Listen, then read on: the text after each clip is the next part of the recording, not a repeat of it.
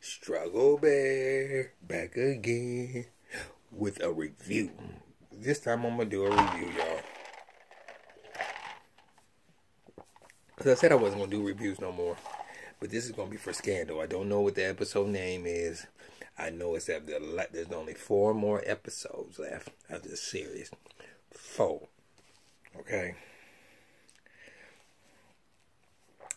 Brother man for the 5th 4.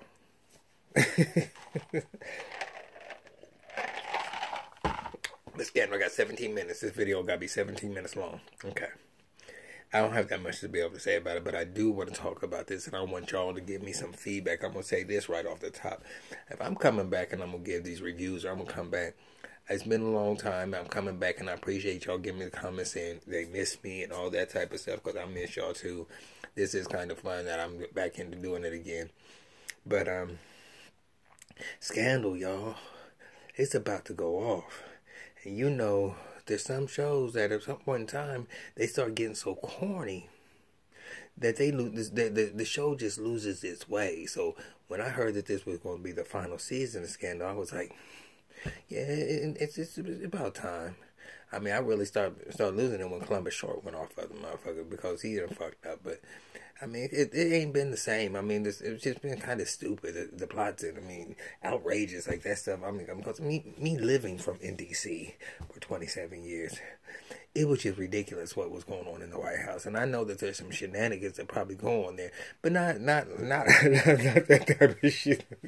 Not that type of shit. So it started to become a little ludicrous. It had lost its where she was fixing people, but then she still had her ties with the, you know, with the president or whatever. But it got to the point where it was all about what was happening in the White House and not what was happening at Pope and Associates. Pope and Associates kind of went to the side, and then she gave it to Coin or whatever. But I don't got to give y'all no. I mean, I'm just gonna go from what's happening on to date up until the end of the series. So Cyrus's ass.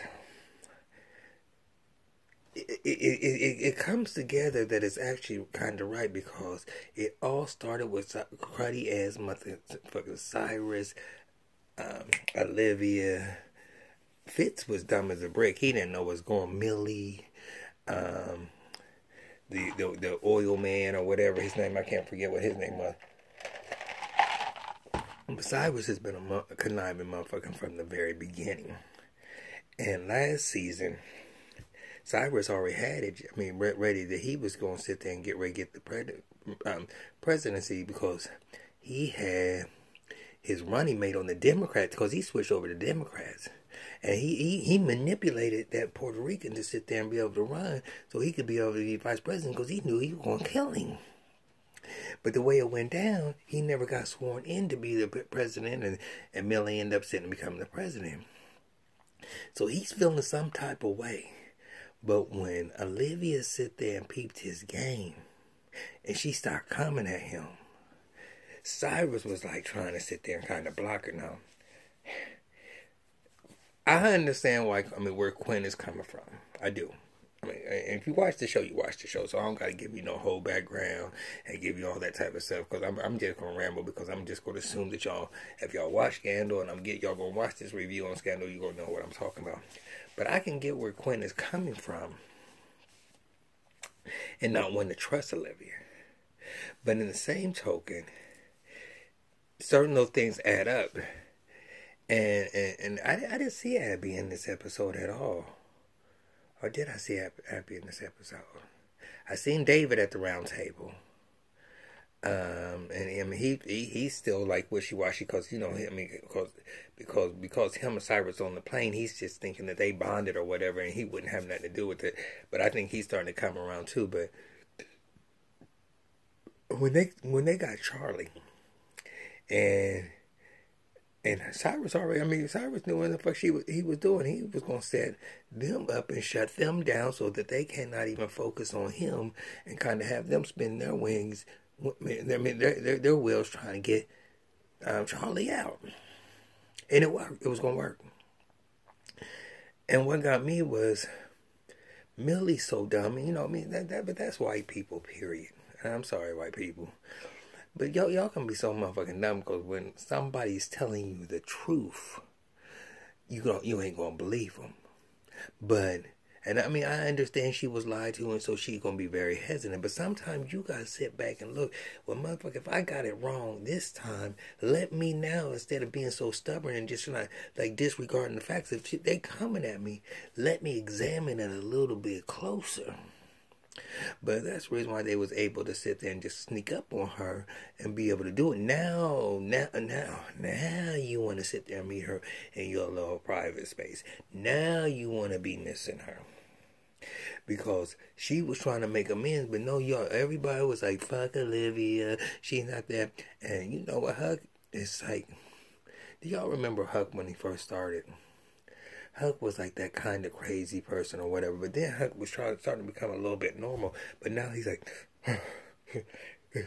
is this new? Is this old? Because Olivia's basically saying, you know,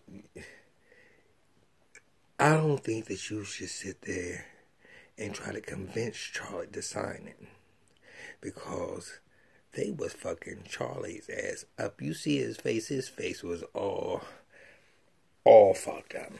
All fucked up. And, okay, I guess I'm getting away from myself. I don't know what I want to sit there and say. I mean, there's so many different parts of this puzzle today, because they trying to get Charlie to sit there, and so he decides to meet with Quinn. And he kind of threatens Quinn. Now, Quinn's trying to act all hard and knows that Quinn will never be Olivia Pope, ever. Okay?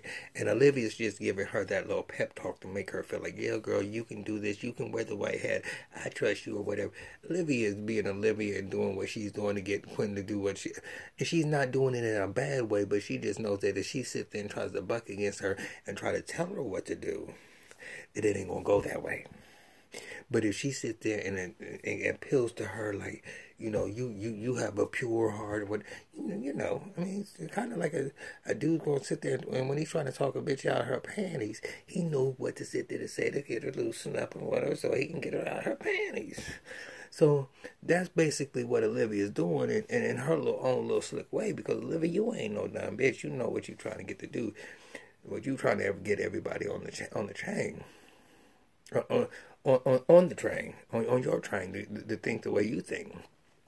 But you gotta humble yourself. You gotta know that you ain't gonna go in there rah, because if you go in there rah, like you was, like, I'm the motherfucking bitch running this motherfucking shit, I'm Olivia Pope, it wouldn't have worked like that. So you played your hand well played. Now, let's go to Millie. So Millie ain't listening to Fitz, and she's like, look, I ain't even done. Watch what you say, because I don't want to raise my kid by yourself. Bitch, first of all, you wanted to be in this presidency, and you can't even run it because everybody is dictating what you do in this presidency. You're not really running anything. You're not in charge of nobody, because everybody is playing you. From Jake to Cyrus to Olivia, everybody's been playing you the whole entire time you've been in office. You ain't really done nothing yourself but the budget. Jake is sitting there wanting to start a relationship, and I know good and goddamn well Jake ain't wanting no motherfucking goddamn Millie like that he gonna get jealous. Because when Millie asked him to check out Cyrus, and he goes in there and tells Cyrus, and Cyrus, he said, and Cyrus came out and said, yeah, motherfucker, what you sitting there coming in here, the rumors you hearing, are they true? And I'm sitting there thinking, Jake, I know you ain't gonna let Cyrus be your man. Now, if it was a female, just like how you done transferred your feelings over to one, because the reason why you switched sides was because you was jealous that Marcus, y'all, give me y'all's opinion. Do y'all think Marcus is cute? But with that, him not having no mustache on his face, Marcus is ugly to me. I'm sorry, he is ugly as a brick. He needs to have a mustache or something. He just look that. Ugh. But Millie's sitting there, you know, is gonna sleep with him. But all Jake seen was his hand. Millie put her hand on his hand, and he went down there and made a pact with the damn devil. But I don't understand why Cyrus. The one thing, if you don't know anything after these 7 seasons or 6 seasons or whatever it is, I think it's 7, or is it 6? It might be 6. Whatever season, if you don't understand, when it comes down to it, Olivia might look like she's sung, but Olivia Pope is always going to come out on top. And you don't want to fuck with her. You don't want to sit there and have her back up against the wall. It's in her bloodline. Her mama, her daddy, and her are a force to be reckoned with. If those 3 was to work together, they would run the fucking country. But because Mama has her own direction she want to go, and Daddy has his own direction he want to go, and they like all going different ways. But if they would sit there and cover all them bases and make sure that first, second, and third is motherfucking covered, there ain't gonna be nothing that's gonna get to the motherfucking outfield, because they gonna have a reach over there, motherfucking over first base to be to the left field or right field or center. So but they don't even operate that. I guess I kind of lost y'all with that. But Olivia come from with it. So those 3, you don't ever want to get in a tussle match with those 3, because where you think that you ahead and you get ready to cross that finish line, those motherfuckers will have you step on a grenade right before you sit there and go across that tape, and you're gonna blow up right there when you think that I finally made it. So that's the way it goes in here. But this, I'm just going to say, now the gloves are getting ready to come off, because once again, Cyrus got his little flunkies and all these people that he thinks he's in control of. And now that he got Jake on the side. But you don't understand. After this season is not over, all the old guns, the mama, everybody's going to come out of the woodworks on this. And it's going to go down. Now, there's going to be sacrifices that are going to have to be made. And they're going to have to make nice with some people and give some, what's her name? But I'm hoping that she don't end this whole series on a fucked up note. And she can just end this note where everybody is basically saying, okay, we're going to let shit just fall where it may. We're going to do it the right way now for the rest of this. All the drama is about to stop. Let Millie do her little 2 terms, and let everybody do whatever they're going to do. I don't want Olivia back in that White House, because the White House was not for her. When she came on that show, she wasn't supposed to be working in the White House. She was supposed to be doing what she was supposed to be doing, and that was running Pope and Associates, fixing situations. That's what you do, Olivia Pope. You're a fixer. And when you decided that you wanted to have this ambition to be in the Oval Office, that's when the whole show took a left turn. And I went like that. The left turn. So y'all tell me what y'all think about Scandal, because I went all the way around the Marbury Bush, because my reviews ain't gonna be like no reviews like this, and this. I'm just gonna talk about the shit that I'm sitting there that was important to me, because when Quinn got up in the car with Cyrus, but when they got Charlie to sign that confession, I thought Charlie was going to go to the end, but he was so, he wasn't going to let Quinn was going to sit there and let them kill Charlie, but Charlie wasn't going to let them kill the mother of his child or his child. But if Jake would have done that, I don't foresee anybody on the team dying. And if they do, it might be somebody like Charlie. But I do see by the end of the season that Cyrus Bean will be dead.